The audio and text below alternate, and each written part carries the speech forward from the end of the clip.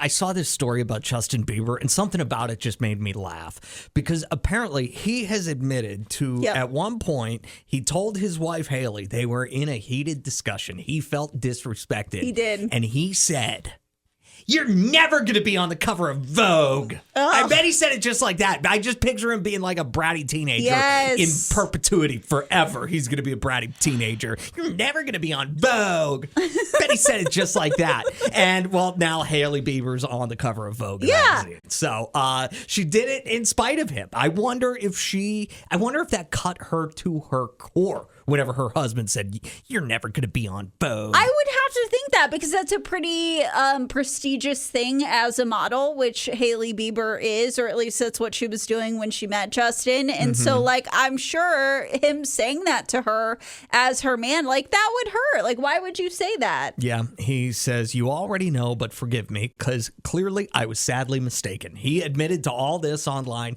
about snarkily saying, "Oh, you'll never be on Vogue." My favorite part of the whole post that he put up was how he was like realizing that maturity is, you know, not wanting to cut your partner down just because you feel slighted. And like he's somehow above all of us. Like, guys, I could really teach you something about relationships right now. Once you mature, you realize you don't have to cut your partner down. I don't know if you know that or not.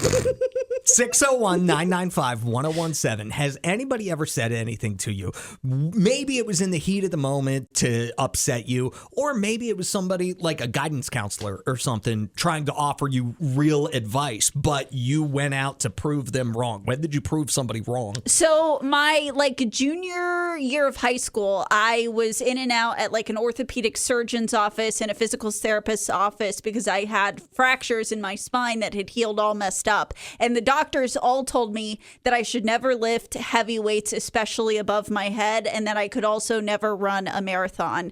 It was 2 years later that I ran a half marathon, and still to this day, I am lifting heavy weights in spite of those doctors. So you just went ahead and decided to not listen to medical advice. I did not You heed knew better.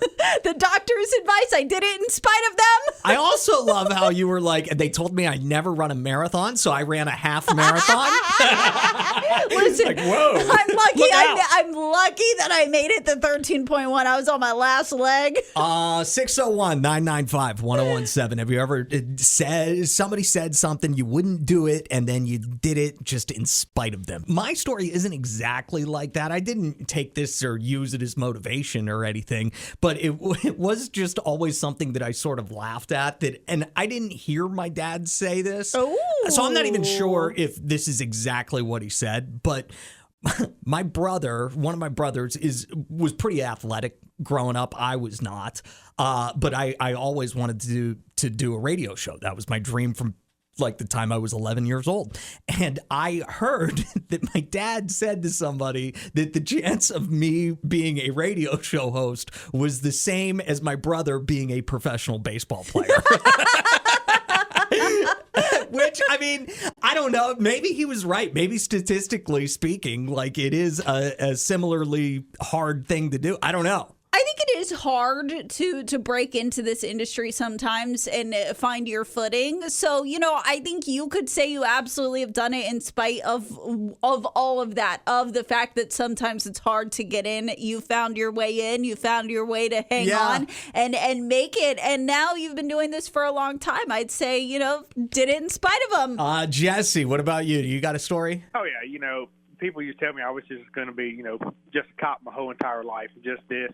You know, I moved off to start a whole new career and life everywhere. And one of my uncles was like, "Oh, he'll be back. He ain't going to make it. He ain't going to do all that. And he'll be right on back here in less than a year." 10 years later, quadrupled my salary, living a real good life, and probably going to retire 10 years early. So, nana boo-boo, I did it. Nana boo-boo. I love that. Thank you for the call, Jesse. Appreciate you. Now there's a bunch of people I want to go say nana boo-boo to. Yeah, that'd be fun. Nana boo-boo.